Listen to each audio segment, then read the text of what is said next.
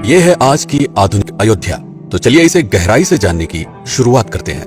बस अड्डा। राम मंदिर से 7 किलोमीटर की दूरी पर 14 बीघा जमीन पर 219 करोड़ की लागत से लखनऊ हाईवे पर नया बस अड्डा बनकर तैयार है। Railway station. मंदिर से 1 किलोमीटर की दूरी पर 240 करोड़ रुपए में नया रेलवे स्टेशन डिजाइन किया गया है। भविष्य में अयोध्या से दिल्ली, मुंबई, चेन्नई, बेंगलोर, पुणे, कोलकाता, नागपुर, लखनऊ और जम्मू जैसे शहरों के लिए विशेष रेलगाड़ियां चलाई जाएंगी। हवाई अड्डा। 1450 करोड़ रुपए में लगभग 1300 बीघे में फैला हुआ प्रयागराज हाईवे पर नाके के पास बनाया गया है नया एयरपोर्ट। यहाँ से राम मंदिर की दूरी सिर्फ 12 किलोमीटर है। भविष्य में कई बड़े महानगरों के लिए सीधे उड़ानें उपलब्ध होंगी। घाघरा जलमार्ग। अगर आपके पास अपनी खुद की मोटर बोट है तो छपरा से घाघरा यानी सरयू नदी की सैर करते हुए लगभग 300 किलोमीटर नदी में चलकर भी अयोध्या पहुंच सकते हैं। भविष्य में इस रूट के लिए भी मोटर बोट चलाए जाने का प्रस्ताव है। राम मंदिर।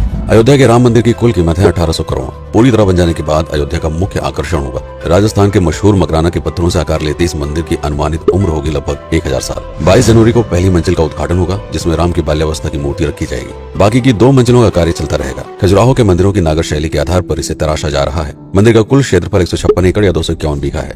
हनुमानगढ़ी। राम मंदिर से लगभग 800 मीटर की दूरी पर स्थित है हनुमानगढ़ी। मंदिर के आवासीय परिसर को मिलाकर यह लगभग 52 बीघे में फैला हुआ है। मंदिर की 76 सीढ़ियां चढ़कर हनुमान जी के दर्शन के बाद ही राम मंदिर में जाने का विधान है। यह मंदिर अयोध्या शहर के ठीक बीच में एक ऊंचे टीले पर बना है। शहर की तरफ आने वाले आक्रमणकारियों के आने की सूचना यहीं से प्राप्त करके अयोध्या के राजा तक भेजी जाती थी। इतिहासकारों के अनुसार जितनी बार भी अयोध्या पर आक्रमण हुआ उतनी बार इस मंदिर को भी विध्वंस झेलना पड़ा। हालांकि सन्यासियों ने हर बार इस मंदिर को फिर से खड़ा किया। आज यह मंदिर रामानंद संप्रदाय और निर्वाणी अखाड़े के अधीन है। राम की पेड़ी। अयोध्या को सरयू नदी की भयंकर बाढ़ से बचाने के लिए इस बांध का निर्माण किया गया था, जिस पर श्रद्धालुओं के स्नान के लिए कई घाट बना दिए गए थे। इतिहासकारों के अनुसार जितनी बार भी बांध टूटता था सरयू का पानी अयोध्या की गलियों में घुस आया करता था। इसी बाढ़ से बचने के लिए पूरे अयोध्या में जगह जगह पर ऊंचे टीले बनाए गए थे, जैसे राम टीला, हनुमान टीला, लक्ष्मण टीला। आज ये बांध अयोध्या का मुख्य पर्यटन स्थल बन चुका है। हर दीपावली पर यहाँ लाखों दिए जलाकर रामायण की उस घटना को उत्सव के रूप में मनाया जाता है जब श्री राम अयोध्या वापस लौटे थे। अयोध्या के कई बार उजड़ने के पीछे एक कारण इस नदी को भी माना जाता है। हालांकि इसी नदी की वजह से यहाँ पर गन्ने की खेती बड़े स्तर पर की जाती है। लता मंगेशकर चौराहा। नया घाट और बस स्टैंड के पास ही अयोध्या का मुख्य चौराहा 6.7 करोड़ रुपए में बनकर तैयार हुआ है। पद्मश्री से सम्मानित राम सुथार जी ने 2 माह के कठिन परिश्रम के बाद इस 40 फीट लंबी वीणा को आकार दिया। 14 टन की इस वीणा को लता जी के स्मृति चिन्ह के रूप में यहाँ पर लगाया गया है। इसीलिए इसका नाम नया घाट चौराहे से बदलकर लता मंगेशकर चौराहा कर दिया गया है। धर्मपथ। नया घाट से कुछ पहले सड़क के दोनों तरफ 30 फीट ऊंचे 40 सूर्य स्तंभ लगाए गए हैं, जिसे धर्मपथ का नाम दिया गया है, जो श्री राम के राजकुल सूर्यवंश का प्रतीक है। दशरथ समाधि स्थल। नए बस अड्डे के बगल से एक पतली रोड कछार से आगे बढ़ते हुए लगभग 12 किलोमीटर दूर ले आती है दशरथ समाधि स्थल, जो बिलहर घाट पर मौजूद है, जिसके बारे में मान्यता है कि यहाँ पर राजा दशरथ का दाह संस्कार हुआ था। राम मंदिर के साथ ही इस जगह को भी पर्यटन स्थल के रूप में विकसित किए जाने की योजना पर कार्य चल रहा है। भरत कुंड। अयोध्या से 15 किलोमीटर दूर है नंदीग्राम। यहाँ मौजूद तालाब को भरत कुंड कहते हैं। मान्यता है किसी जगह से भरत ने पूरे अयोध्या का राज कार्य संचालित किया था। पर्यटकों के लिए इस स्थान को भी विकसित किया जाएगा। गुप्तार घाट। राम की बेड़ी से सरयू नदी के किनारे चलते हुए 10 किलोमीटर दूर स्थित है गुप्तार घाट। ये कैंट एरिया में पड़ता है। इस जगह को श्री राम के जल समाधि के रूप में महत्व दिया जाता है। इसके अलावा अयोध्या नगर में हर गली में कई विशेष मंदिर हैं जिनकी अपनी मान्यताएं हैं, कथाएं हैं, विशेषताएं हैं। पूरी तरह से विकसित हो जाने के बाद नई अयोध्या को पूरी तरह से जानने के लिए, इसका आनंद लेने के लिए कम से कम 3 दिनों तक यहाँ रुकने की आवश्यकता है। देश विदेश से ज्यादातर पर्यटक भारत आते हैं उत्तर प्रदेश में आगरे का ताजमहल देखने और प्राचीन नगर काशी और सारनाथ घूमने। प्रश्न ये है कि अयोध्या घूमने और श्री राम का मंदिर देखने के लिए भला विदेशी क्यों आएंगे?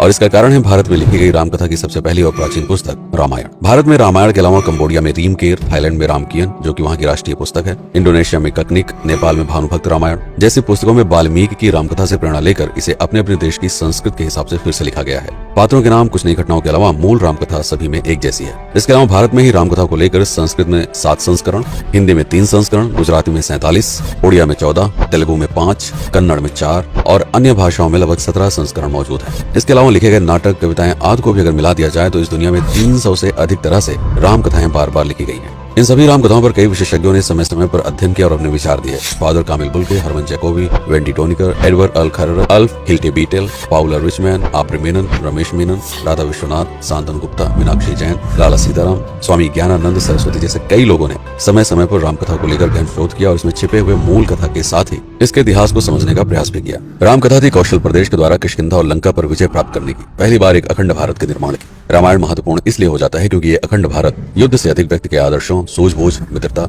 जैसे गुणों से स्थापित हुआ। रामायण एक ऐसा डॉक्यूमेंट है जो ये समझाता है कि भारत पहली बार एक कैसे हुआ। इसलिए ये गाथा न तो कभी भुलाई जा सकती है और न ही कभी मिटाई जा सकती है। और आज की अयोध्या उसी अखंड भारत का एक प्रतीक है, अपनी संपन्नता के कारण जिसने समय समय पर बाहरी आक्रमणकारियों का भी सामना किया। अयोध्या की इसी संपन्नता ने यहाँ पर मुगलों को भी आकर्षित किया। महात्मा बुद्ध भी यहाँ पर रुके, सिखों के गुरु साहब भी आए और जैन धर्म के तीर्थंकर भी। सिपाही नहीं बल्कि उनके अनुयायी यहीं पर बसते चले गए। अयोध्या कितनी बार बसी, कितनी बार उजड़ी, इसके बारे में बहुत अधिक प्रमाण उपलब्ध नहीं है। सूर्यवंश के पतन के साथ ही अयोध्या का भी पतन होता रहा। बीच में कई सौ सालों तक अयोध्या मानो विलुप्त सी हो गई। इसका कारण क्या था, इसका कोई प्रमाण नहीं है। अयोध्या को फिर से खोजकर उसे स्थापित करने में बार बार राजा विक्रमादित्य का नाम आता है, लेकिन विक्रमादित्य एक उपाधि है जिसे कई राजाओं को दिया गया था। तो ये कहना मुश्किल है कि किस कालखंड के कौन से राजा ने यह कार्य किया। कुछ विशेषज्ञों का मत है कि यह काम उज्जैन के राजा विक्रमादित्य ने किया होगा। नंदवंश, मौर्यवंश, शुंगवंश, गुप्तवंश आदि के साम्राज्य में भी अयोध्या का वर्णन प्राप्त होता है। सबसे बड़ा विध्वंस हुआ 1527 के आसपास बाबर के कार्यकाल में, जब राम मंदिर को ध्वस्त कर बाबरी मस्जिद स्थापित की गई। सन 1722 में बंगाल के नवाब अली वर्दी खान ने व्यापार के नजरिए से राम मंदिर से कुछ किलोमीटर की दूरी पर एक नया शहर बसाने की शुरुआत की। 1730 में अवध के पहले नवाब सादत अली खान ने इसका नामकरण किया फैजाबाद। इन्हीं के उत्तराधिकारी सुजाउद्दौला ने इसे अवध की राजधानी बनाई। 1775 में अवध के चौथे नवाब असफुद्दौला ने फैजाबाद की जगह लखनऊ को अवध की राजधानी घोषित की। रावण अहंकार का प्रतीक और श्री राम विनम्रता के सूचक। सत्ता में आने के बाद हर व्यक्ति को यह बात हमेशा ध्यान में रखनी चाहिए, सिर्फ रंग रोगन और पत्थर लगवाने से राम राज्य नहीं आएगा, बल्कि जिस दिन स्कूल, अस्पताल और सरकारी संस्थानों से भ्रष्टाचार खत्म होगा, लोगों का मुफ्त इलाज और अपनी भाषा में उच्च शिक्षा उपलब्ध होगी, उस दिन भारत उस पायदान पर खड़ा होगा जहाँ कभी हम हुआ करते थे। रामायण अहंकार पर विनम्रता की विजय है। अयोध्या को अगर पर्यटन स्थल का केंद्र बनाना है तो इस आधार पर बसाना होगा, राम राज चलाना होगा, राजनीति नहीं। यदि इस वीडियो में कोई त्रुटि हुई हो तो उसके लिए क्षमा करें। वीडियो पर समय बिताने के लिए आपका बहुत बहुत धन्यवाद।